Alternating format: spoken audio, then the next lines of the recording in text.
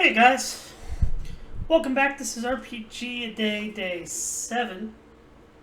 Oh, no. 7. Today's prompt is an RPG with good form, and the most standard definition of that is an RPG that meets modern or slash standard social conventions. Modern convention. And we live in such a great time for this. I mean, we are always seeing new RPGs coming out with new different ways of dealing with characters of different backgrounds and different versions of fantasy.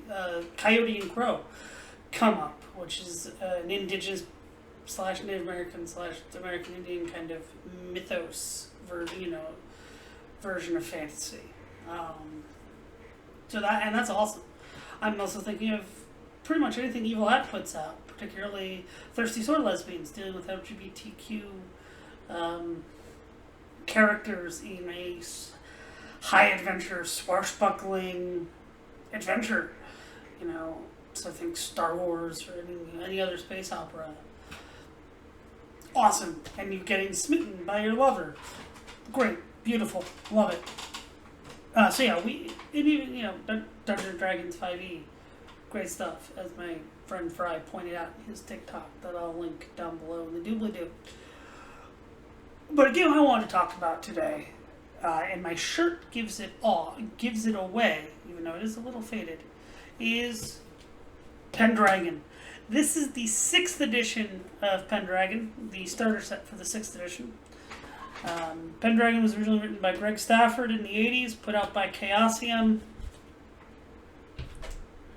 to emulate Arthurian legend. Really, Pendragon does for romantic fantasy what, say, Call of Cthulhu did for horror, or what World of Darkness did for horror. The only difference with really Pendragon and World of Darkness, or even Cthulhu, is the lore is not reprinted in the books. You gotta go read the novels. You gotta go read Mallory and all those things. Like just go read them and go and develop your own interpretation. What I really like about this 6th edition of Pendragon, and just Chaosium's kind of approach in general with their games and inheriting a lot of these legacies is they've been really trying to update things to more modern standards. They changed the one stat app or appearance was in the original. That's kind of your physical charisma stat, as it is in like Call of Cthulhu or RuneQuest. But they changed it to appeal, and I kind of like that. It's your appeal. It's kind of more your personality, kind of more your bedside manner. And that's not necessarily important that way. That's kind of just your socialization. I like that. Especially in a game where you're dealing courtly things, so that kind of makes sense why people have different appeals depending on their backgrounds.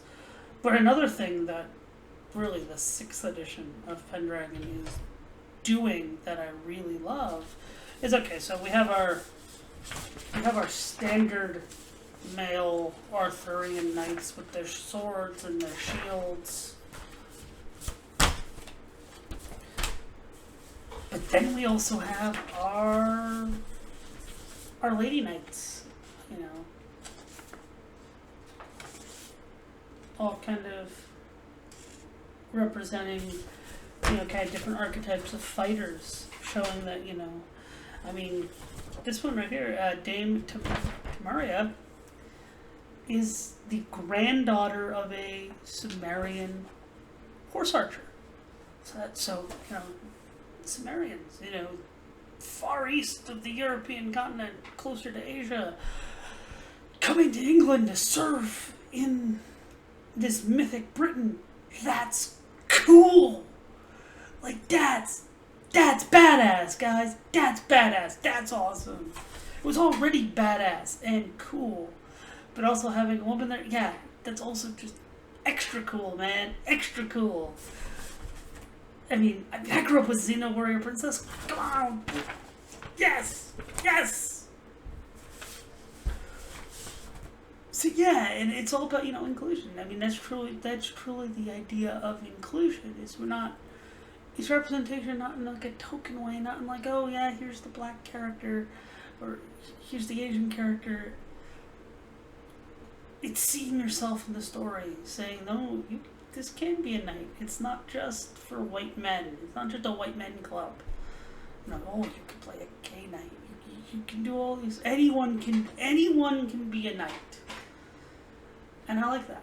That's cool. And now your Pendragon will vary. If you want to play up the social, you know, what would be the historical social roles, you can totally do that. But kind of playing against it, maybe. That could be cool. You know, trying to, you know, disguising yourself. That could, if you want to do like a Mulan kind of thing. Or anything like that. I love it. And it's kind of, I guess, been a long project. I mean, this is one book I own, the Arthurian Companion, that I got from my buddy Chat. I got a recommendation for my buddy Chat, who's been running me Pendragon for a good couple of years now, all over Discord. And, you know, it was written by Phyllis Ancard, who was apparently a gamer in the 80s and really wanted, you know, Greg Stafford and Chaosium to put out more stuff for women gaming, and it just wasn't the right time at the point. But, sorry, I'll get that later. But yeah, it just the inclusion. And also, and on that note too, I played in a Pendragon campaign that, long story short, you know, I was playing a Pictish woman warrior knight. We had to rescue this other knight's wife. The lord of the nearby castle didn't even know about the knight who was cursed on his land, who had this beautiful wife, this beautiful lady as his wife. We rescued. Turns out this woman was cursed to be this hag, and we brought her, you know, we dispel the curse, we bring her back, but then we come up to this conundrum of that apparently there's this law that if there's a more beautiful, that if there's another woman, you have to declare who's more beautiful, and if it's the, and if you say the queen, then they have to kill the other woman. And that, you know, if that would have been an interesting Arthurian twist, even if you're playing male characters, because that's a test of your chivalry, right? But my character, once again, this Pictish woman,